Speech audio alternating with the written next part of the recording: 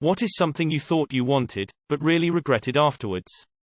So according to this post, you don't want to own a pool, a boat, or a lake house. But you want to be great friends with someone who does. I won't have to work another day in my life.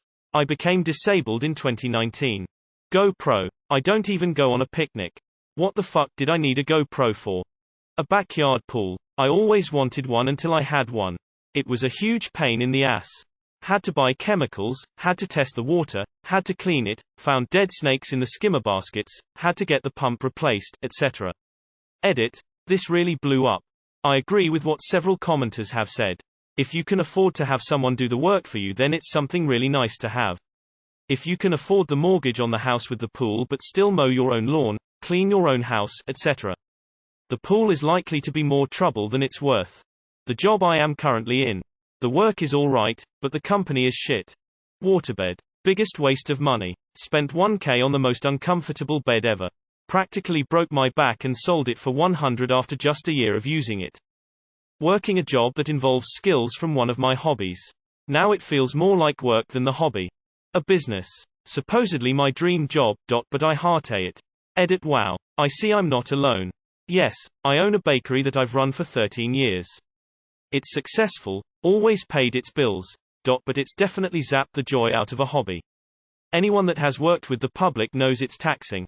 I've lost the creative aspect and just feel like a slave to it, honestly. Bakery hours can be rough, so maybe it's the lack of sleep catching up to me, lol. I just know that I was already feeling burned out, but now with the insane increase to costs of supplies and the unpredictability of finding certain things altogether, I've decided this will be my last year in business. My ex. I think some of you guys misunderstood what I meant. I mean, like, I thought I wanted to date my first BF, but ended up regretting it. Buying a new ski boat. Expensive, too big to keep in the garage, and burned $80 in gas in an afternoon, when gas was still affordable. Mostly I pulled the kids and their friends on wakeboards or kneeboards around and around in circles while the air temperature was close to 100 and came home dehydrated and with a headache. A happy day is when you buy a boat. A happier day is when you sell that bitch. That £2 novelty Reese cup. I regretted how good it was. Gender transition. I didn't realize I could just be a man with a feminine side. My art degree from a private institution. It's nationally accredited, which means it's useless. Massage chair. I enjoyed the demo in the shop, that's about it. To get off my meds. Was absolutely terrible. Went back on 'em probably for the rest of my life. This one time I was very horny and was thinking with the little brain, and I got me a $700 pussy ass sex doll. It's so much trouble to prep, clean and maintain that I ended up using it like 8 times before throwing it away. When I was a kid, I was insistent on having a ketchup and mustard sandwich. I begged my mom to make it for me. My rationale was if a hamburger was delicious on a bun with ketchup and mustard, surely a sandwich minus the meat would be great. My mom finally made the sandwich.